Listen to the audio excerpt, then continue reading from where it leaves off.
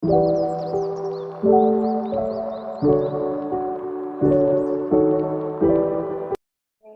tardes, el día de hoy le vamos a hablar de los algoritmos de alquilo. En este video se dan ocupados los siguientes puntos: la estructura general de los halogenuros, la estructura química, la clasificación, las propiedades físicas, las propiedades químicas, las nomenclaturas, las reacciones de sustitución SN1, SN2 y por último las reacciones de eliminación E1 y E2. Para empezar, la estructura general de los halogenuros de alquilo. Los halogenuros también son llamados o conocidos como haloalcanos o haluros de alquilo. Están compuestos por átomos de halógeno, que puede ser el flúor, el cloro, el bromo y el yodo, unidos a un átomo de carbono y una cadena de hidrocarburos.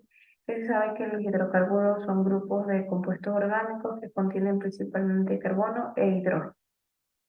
La estructura general de los halogenuros es R y X, donde R es la cadena de carbono y X es la representación de los halógenos.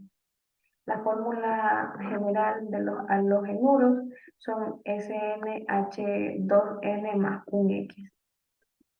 La clasificación de los halogenuros en esta está compuesta por tres, que sería la primaria, la secundaria y la terciaria. La primaria, el carbono que contiene el átomo halógeno, en este caso es cloro, está unido a un grupo R que está compuesto por solo a un solo carbono unido al halógeno, que tenemos como ejemplo el fluoroetano, que no es necesario poner un indicador o el número de la posición del cloro, ya que en este ejemplo solamente hay una posibilidad. El secundario, el carbono que tiene el átomo de halógeno está unido a dos grupos R. Como ejemplo tenemos el 2-cloropropano, que el cloro se encuentra en la posición 2 de esta cadena de carbonos. En terciario, el carbono está compuesto por tres grupos R, que tenemos este ejemplo, que es el 2-cloro, 2-metilpropano, que no, el carbono, la cadena principal está compuesta por tres carbonos en la que encontramos tanto el cloro como un metilo y el otro carbono que estaría en la posición 2. A continuación tenemos lo que es la estructura química de los haluros de alquilo. Como bien se puede observar, en un haluro de alquilo, el átomo de halógeno está enlazado a un átomo de carbono con hibridación sp3, como se puede observar en la imagen. El halógeno es más electronegativo que el carbono y el enlace C y X está polarizado con una carga positiva en el carbono y una carga parcial negativa en el halógeno. Cuando más electronegativa es el átomo de halógeno, mayor es la polarización entre el enlace C y X. En los halogenuros de alquilo, básicamente tiene la fórmula general de RH, donde R representa un grupo alquilo o alquilo sustituido, como se puede ver en la siguiente imagen. La característica principal de la estructura de halogenuro de alquilo es que el átomo de halógeno X y las reacciones características de un halogenuro de alquilo, las cuales son las que tienen lugar en el halógeno. Por ejemplo, el átomo o grupo que define la estructura de una familia particular de compuestos orgánicos, los cuales al mismo tiempo esta determina sus propiedades, las cuales básicamente se las conocen como grupo funcional. En los halogenuros de alquilo, el grupo funcional, como ya antes mencionado, es el halógeno.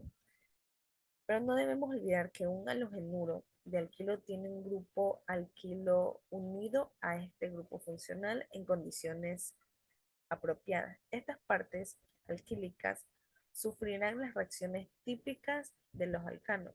No obstante, las reacciones que es las reacciones típicas de los alcanos. ¿Sí? No obstante, las reacciones que son características de la familia son las que básicamente ocurren en el átomo de halógeno. Los haluros del kilo caen en diferentes clases dependiendo de cómo se posicione el átomo de halógeno en la cadena de átomos de carbono. Estos halogenuros del kilo se pueden también clasificar como primario, secundario o terciario. La reactividad química de los haluros del kilo se discute frecuentemente usando clasificaciones de haluros del kilo para ayudar a discernir patrones y tendencias. Ahora tenemos lo que es las propiedades físicas de los haluros del kilo. Tenemos como puntos de fusión y ebullición. Los aloalcanos tienen puntos de ebullición más altos que los aloalcanos tienen puntos de ebullición más altos que los alcanos, de longitud de cadena similar.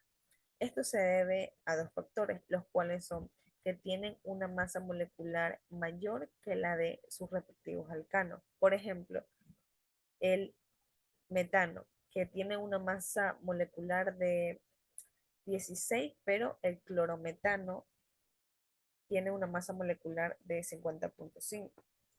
Esto significa que contiene más electrones y puede formar dipolos instantáneos más grandes, por lo que experimenta mayores fuerzas de Van der Waals entre las moléculas.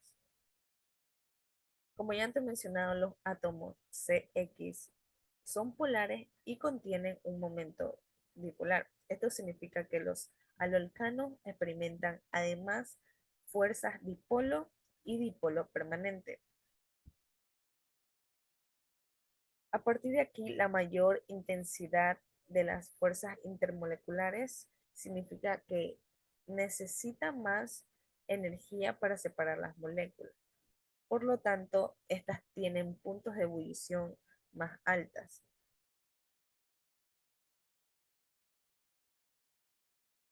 Ahora tenemos lo que es las fuerzas de Van der Waals. Las fuerzas de Van der Waals son básicamente, o sea, en sí básicamente se encuentran en todas las moléculas y son causadas por dipolos temporales, mientras que las fuerzas dipolo-dipolo permanentes solo se encuentran entre moléculas polares con dipolos permanentes. Como se puede observar en la siguiente imagen, tenemos el metano, que está ubicado a la izquierda, y el clorometano, que está ubicado a la derecha. Ambas moléculas experimentan la atracción de las fuerzas de Van der Waals, pero el clorometano tiene un enlace polar C unido con Cl, lo cual es cloro, carbono con cloro. Por tanto, también experimenta fuerzas dipolares permanentes. Además, los aloalcanos más largos tienen puntos de ebullición más altos que los aloalcanos más cortos. Estas son moléculas más grandes y experimentan básicamente una mayor atracción por las fuerzas de Van der Waals. Por otro lado, un hidrocarburo de cadena ramificada tiene un punto de ebullición más bajo. ¿Qué quiere decir esto? Que es como uno similar no ramificado. Esto se debe a que las moléculas no pueden empaquetarse tan estrechamente, por lo que la atracción entre las moléculas es más débil. Como se puede observar en la siguiente imagen, tanto el 1-clorobutano, que está ubicado a la izquierda, y el 1-clorometilpropano, que está ubicado a la derecha, tienen la misma masa molecular, pero el 1-clorometilpropano está ramificado. Como se observa en la siguiente imagen, este está ubicado prácticamente en el mismo espacio, los cuales caben 3 moléculas de 1-clorobutano, pero solo 2 de 1-clorometilpropano. El punto de ebullición de los halogenoalcanos también varía en función del halógeno a de la molécula, las cuales se ven afectados por dos factores. Estos son que a medida que se desciende en el grupo de la tabla periódica, los átomos de halógeno aumentan su masa atómica. Esto significa que experimentan básicamente fuerzas de Van der Waals más fuertes. Por otro lado, a medida que se desciende en el grupo, la electronegatividad del halógeno disminuye. Esto hace que el enlace CX sea más apolar y reduce las fuerzas dipolo-dipolo permanentes entre las moléculas. Estos factores parecen oponerse, así que, ¿cuál es la tendencia en sí de los puntos de ebullición? Pues bien, los puntos de fusión y ebullición aumentan a medida que se desciende en el grupo 7 de la tabla periódica. Por tanto, el gran aumento del número de electrones es más importante que la reducción de la fuerza del dipolo permanente. Como se puede observar en el siguiente cuadro, la comparación del 1-cloropropano y el 1-yodopropano. Se puede ver que el cloro tiene una mayor electronegatividad que el yodo. Y el yodo propano tiene un punto de ebullición más alto que el 1-cloropropano. ¿A qué se debe esto? Esto se debe a que tiene prácticamente más electrones y por tanto experimenta una mayor atracción de Van der Waals. Ahora en la siguiente diapositiva.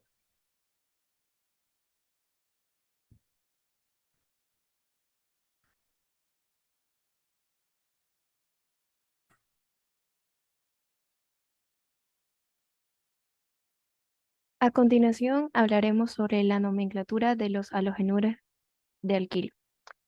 Aunque los alcanos sustituidos con halógenos comúnmente se llaman halogenuros de alquilo, se nombran sistemáticamente como haloalcanos, tratando al halógeno como sustituyente en una cadena principal del alcano.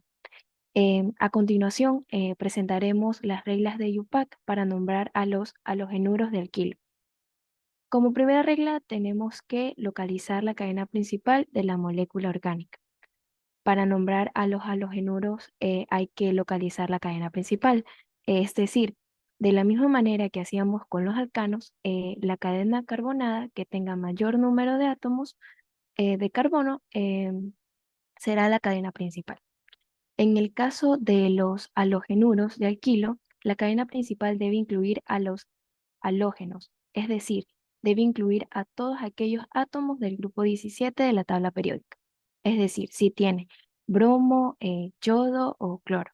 Tal como vemos en el ejemplo, 2 bromo, 4 metilhectano.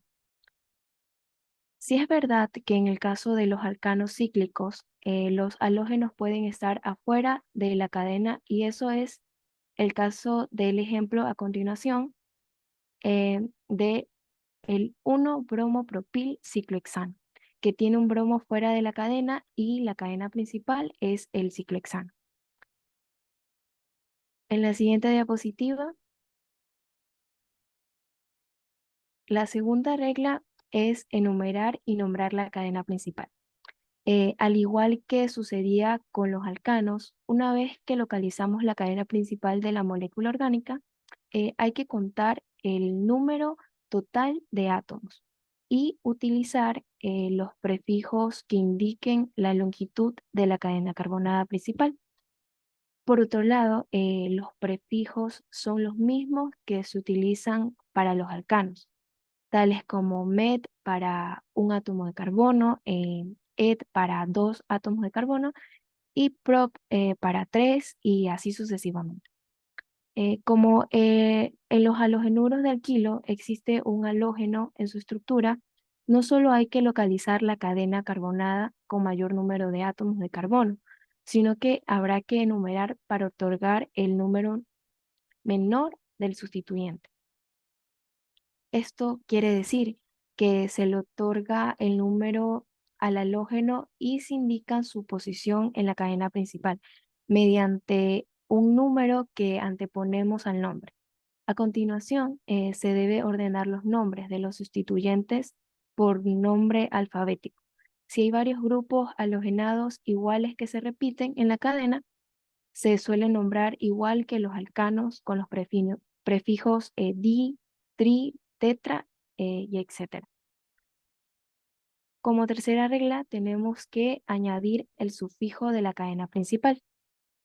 Como el halógeno está situado en la cadena principal como un sustituyente, hay que nombrarlo en base a la nomenclatura del tipo de cadena principal. Es decir, en alcano ponemos el sufijo ano, en alqueno ponemos el sufijo eno y en alquino ponemos el sufijo in. En la siguiente diapositiva,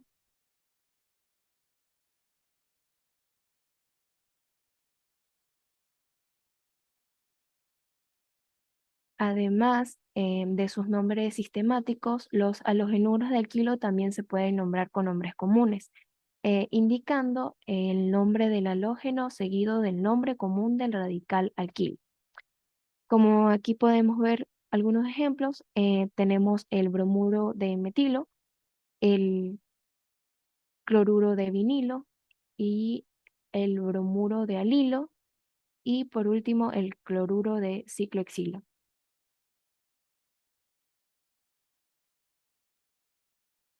Yo le voy a hablar sobre las propiedades químicas. Como primera propiedad química tenemos la reactividad nucleofílica. Esto quiere decir que es la capacidad de una especie química llamada nucleófilo. Esto quiere decir que sirve para donar un par de electrones hacia un átomo o grupo electrofilo, formando así un, un nuevo enlace químico. Como podemos ver ahí, son especies que tienen par de electrones libres o enlace pi disponibles para donar en reacciones químicas. Como segunda propiedad química tenemos lo que es la electrofílica. Esto quiere decir que también es la capacidad de una especie química llamada electrofilo. Esto nos quiere decir que acepta un par de electrones, cuya especie llamada nucleófila, formando así un nuevo enlace químico. Son especies que tienen una diferencia de electrones, una carga positiva y tienen ser atraídos por especies en electrones. Como última propiedad química tenemos reactividad frente a la eliminación. No quiere decir que se refiere a la capacidad de una especie química para participar en una reacción de eliminación, donde un grupo funcional o átomo es eliminado de una molécula, formando así un nuevo enlace químico en el proceso. Reacciones de sustitución S1 y SN2. A partir de la ecuación de velocidad global, se puede ver que aumentar la concentración del nucleófilo no tiene efecto sobre las reacciones SN1, porque la concentración del nucleófilo no está en sus ecuaciones de velocidad. Por el contrario, aumentar la concentración del nucleófilo aumenta la velocidad de las reacciones SN2, porque la concentración del nucleófilo está en sus ecuaciones de velocidad. De la misma forma, aumentar la reactividad del nucleófilo no tiene efecto sobre las reacciones SN1, porque en la etapa lenta de estas reacciones no está implicado el nucleófilo, pero sí se aumenta la velocidad de las reacciones SN2, aumentando el valor de sus constantes de velocidad K2 y K4, porque un nucleófilo más reactivo es más capaz de desplazar el grupo saliente. Ahora yo les hablaré acerca de lo que son las reacciones de sustitución SN1 y SN2. Al considerarse probable que se produzca una sustitución nucleofílica a través de un mecanismo SN1 o SN2, se necesitan considerar tres factores. Ahí lo tenemos que son el electrófilo, el nucleófilo y el solvente. El electrófilo, cuando el grupo lábil está unido a un grupo metilo o a un carbono primario, se favorece un mecanismo SN2, ya que el electrófilo no va a estar obstaculizado por grupos rodeados y cualquier carbocatión intermedio va a ser de alta energía y por lo tanto va a ser poco probable. En cambio, cuando el grupo lábil está unido a un carbono terciario, alílico o bencílico, un intermedio de carbocatión será relativamente estable. Por lo tanto, se va a favorecer lo que es un mecanismo SN1. Estos patrones de reactividad este, se los dan a continuación, que tenemos ahí la estructura del alquilo, las posibles reacciones de sustitución. Como ya dijimos al principio, si es en un carbono metilo o un primario, solo se va a dar el mecanismo de sustitución SN2. Si es en un secundario, puede ser de SN2 y SN1. En este caso se tienen que ver los otros, las otras características como el nucleófilo y el solvente. Si se da en un carbono terciario, solo va a ser SN1, o sea, mecanismo SN1, y así como podemos ver en la tabla. Bueno, el nucleófilo. Los nucleófilos potentes, especialmente aquellos con cargas negativas, van a favorecer el mecanismo SN2, y los nucleófilos más débiles, como el agua, los alcoholes, van a favorecer el mecanismo SN2. Y por último tenemos el solvente, que los solventes apróticos polares van a favorecer el mecanismo SN2, ya que van a potenciar la reactividad del nucleófilo. Y los solventes próticos polares van a favorecer el mecanismo SN1, ya que van a estabilizar el estado de transición y el intermedio de carbocatión. Este, También se dice que las reacciones de SN1 se denominan reacciones de solvólisis cuando el disolvente es el nucleófilo, es decir, cuando el nucleófilo y el disolvente es el mismo. Tenemos las reacciones de sustitución de SN1 y SN2. Ejemplos como el mecanismo SN1. El primer ejemplo, en el de arriba, tenemos que el bromuro del kilo va a estar en un carbono terciario como electrófilo. Esta reacción también tiene un nucleófilo débil y consta también de un disolvente protocopolar. En este caso vamos a asumir que el metanol es el disolvente, como podemos ver ahí debajo de la raya. Eh, por lo tanto, con todas estas características que tiene, vamos a predecir con confianza que este va a dar un mecanismo de sustitución SN1. Em, También se dice que debido a esta sustitución que va a ocurrir en un carbono quiral, podemos predecir que la reacción va a proceder con la racemización, es decir, va a tener los dos compuestos. Y en eh, la reacción de abajo, que podemos ver un mecanismo SN2, tenemos que el electrófilo es un bromuro de alquilo secundario. En este caso, como ya dijimos al principio, se puede dar mecanismos de sustitución tanto de SN1 como SN2, pero luego tenemos que seguir viendo lo que es el nucleófilo y el disolvente. En este ejemplo, el nucleófilo, o sea, en el ejemplo de aquí abajo, podemos ver que el nucleófilo es fuerte y también se va a utilizar la acetona como disolvente, que este es un disolvente aprótico polar. Y en este caso podemos ver que todas estas características nos dicen que el mecanismo SN2 se ve fuertemente favorecido, por lo tanto va a ser un mecanismo SN2. Bien, a continuación, yo les voy a hablar sobre las reacciones de eliminación E1 y E2. Una eliminación implica una pérdida de dos átomos o grupos del sustrato, generalmente con la formación de un enlace pi. Dependiendo de los reactivos y de las condiciones en las que se encuentren, una eliminación va a ser de primer orden, E1, o de segundo orden, E2. De la misma manera que existe un S1 y un SN2, como ya fue mencionado anteriormente, pues así también existen mecanismos de eliminación E1 y E2. Ahora, ¿qué eliminación se va a producir? Pues esto va a depender de las condiciones que se empleen durante la reacción. El mecanismo de primer orden es un mecanismo que consta de dos etapas, que es una lenta y una rápida. Como podemos visualizar en nuestra diapositiva, pues aquí ocurre la reacción lenta y en el lado de los reactivos se va a dar pues la reacción rápida. Bien. La etapa lenta es la formación del carbocatión y la velocidad de la reacción va a depender únicamente de la concentración del sustrato. Como podemos ver, aquí se forma el carbocatión, lo cual nos va a dar, en el lado de los reactivos, pues se va a formar un doble enlace o enlace pi, como lo habíamos mencionado, es decir, va a dar una formación a un alqueno. Esta reacción es de orden 1, es decir, es la eliminación, es una eliminación unimolecular. Bien, podemos ver en esta diapositiva cómo se va a formar, cómo va a suceder este proceso de reacción. Este átomo de carbono va a rehibridarse y se va a formar sp2, es decir, va a formar doble enlace. Cuando la base ataca el protón y los electrones van a fluir hacia el nuevo enlace pi. Las bases débiles se pueden utilizar en reacciones E1, puesto que no se encuentran implicadas en el paso limitante de la velocidad de la reacción. Bien, en el primer paso podemos ver cómo se forma el carbocatión en la velocidad lenta o velocidad limitante.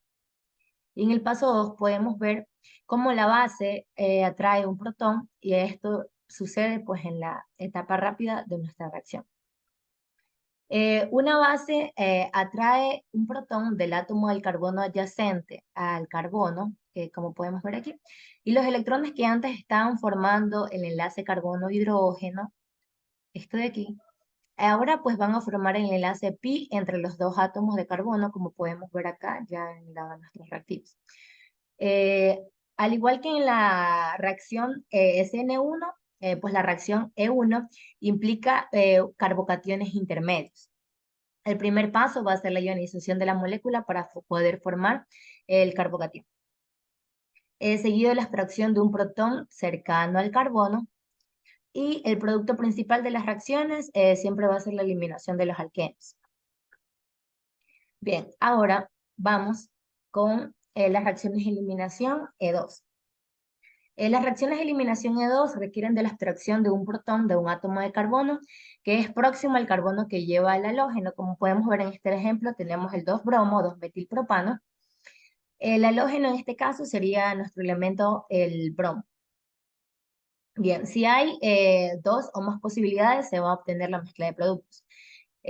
Como podemos ver en este ejemplo, el alqueno más sustituido va a ser el principal de la reacción. Lo que sucede en esta reacción es que sale un protón, como podemos ver aquí está señalado, sale un protón, la base arranca un protón del carbono beta. Un carbono beta es un carbono que está unido al halógeno. Como vemos aquí, pues ya habíamos indicado que en este caso nuestro halógeno es el bromo. Bien, cuando estos dos electrones se mueven hacia el carbono, el halógeno se va a ir, va a ser retirado. ¿Por qué? Porque como es de conocimiento, pues un carbono no puede tener más de 4 enlaces, no puede estar conectado a más de 4 enlaces. Y con él se va a llevar pues los electrones. Como podemos ver aquí al lado de los productos, pues nuestro halógeno, el bromo, se llevó consigo los electrones. Cuando la reacción termina, los electrones que originalmente estaban unidos al hidrógeno en el reactivo, aquí, se van a formar un enlace P en el producto. Los halogenoros de alquilo, primarios, secundarios y terciarios, son los que dan pues las reacciones E2. Y bueno, eso es todo. Muchas gracias.